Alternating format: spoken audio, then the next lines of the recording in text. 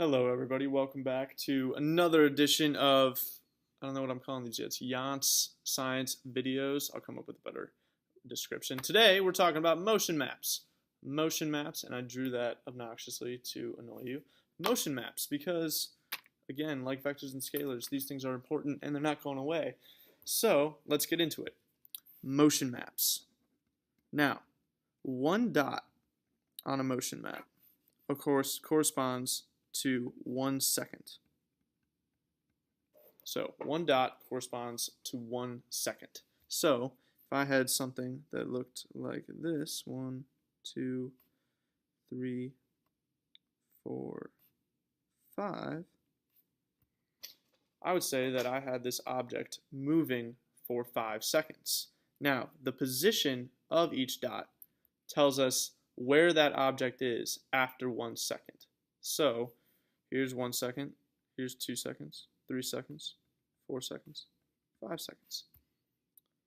The motion map can also tell us the direction that our object was going in. So I can draw arrows in between each dot on this motion map, indicating the speed and the direction of our object.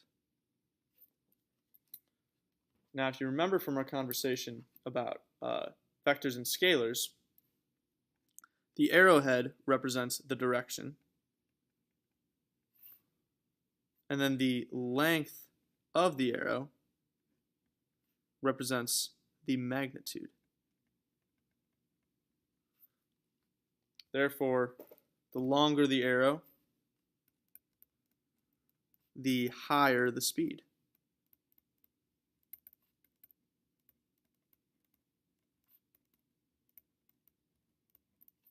And vice versa. Okay? Longer the arrow, the higher the speed. Now, if we have some object that is moving along and then suddenly it stops, what we do in that situation is we would have this object moving along, and then let's say all of a sudden it stops. We would draw those dots, stacked on top of each other. So that thing stopped, and then let's say it moved back towards where it started. It would look something like that. We could draw in those arrows.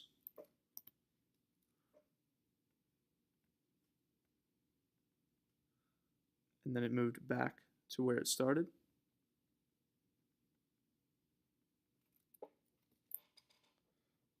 Now, I meant for those arrows at the end there to be the same length.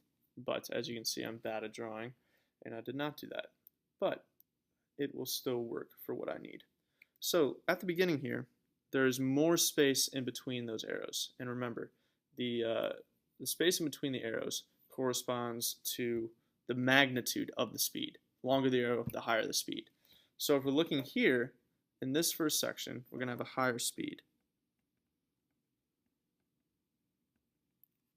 because we have a longer arrow. Down here at the bottom, we're going to have a low speed, because we have a short arrow. Now, these things also tell us the direction. So let's say that moving to the right is positive. Well, at the beginning, it also is moving in the positive direction with a high speed. And at the end, we're moving in the negative direction with a low speed. So we can actually make a position versus time graph directly from this motion map here. So if I came over here and decided to make a position versus time graph, I'm going to mark it correctly. Now, first part of the motion, I move positive at a high speed, and it's constant. So I would maybe just have a line that looks something like that. Then I stop, so I'll just draw a flat line like that. And then I go back to where I started from at a low speed in the negative direction.